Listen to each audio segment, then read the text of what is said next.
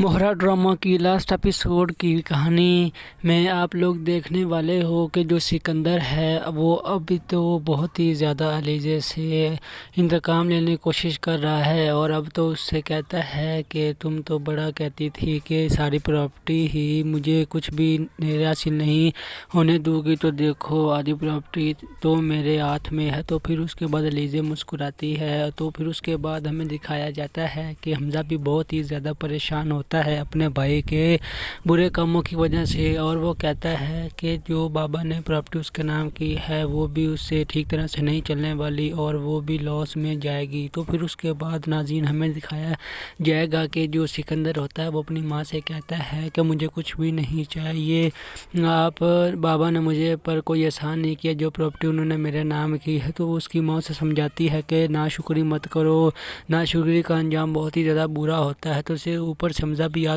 जाता है और कहता है कि बहुत बड़ी मिस्टेक बाबा ने कर दी, जो तुम एहसान फरामोश पर बाबा ने तुम पर एहसान किया है। तो जो सिकंदर होता है वो अपने बड़े भाई के साथ बदतमीज़ी करने लगता है। उसके बाद हमें दिखाया जाता है कि उसकी माँ कहती है कि बेटा तुम फिक्र मत करो, जैसा बीज ये बोएगा वैसा ही इसे अंजाम मिलेगा और वैसा ही ये बोया हुआ बीज खाएगा। तो सिकंदर जो है वो बहुत ही ज़्यादा गुरूर और अकड़ के साथ मुस्कुराकर आगे चला जाता है। इस वक्त जो प्रॉपर्टी उसके बाप ने उसके नाम की है उसी वजह से वो बहुत ज़्यादा अकड़ रहा है, लेकिन वो नहीं जानता कि उसके साथ होने क्या वाला है। उसकी जो बीवी है उसे पता चल जाता है कि जो सिकंदर है वो छुप छुप कर लड़कियों से मिलता है और अलीज़े उसका सारा पर्दाफाश करेगी और उसकी माँ को भी ये पता चल जाएगा। तो उसके बाद सिकंदर जो है वो बहुत ही ज़्यादा पुरजोश दिखाई देगा, क्योंकि उसे अब कोई परवाह नहीं है और उसने अलीशा से भी प्रॉपर्टी की वजह से और जिदाद की वजह से शादी की थी। अलीशा भी ये बात समझ जाएगी। तो फिर उसके बाद जो अलीज़े है वो भी अपना इंतकाम ले लेगी और वो यही चाहती है कि जो सिकंदर है वो बहुत ही ज़्यादा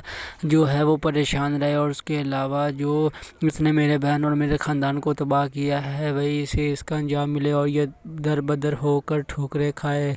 तो फिर उसके बाद हमज़ा भी सिकंदर को बहुत ज़्यादा समझाता है, लेकिन जो जैसा करता है उसे वैसे ही अंजाम मिलने वाला है। तो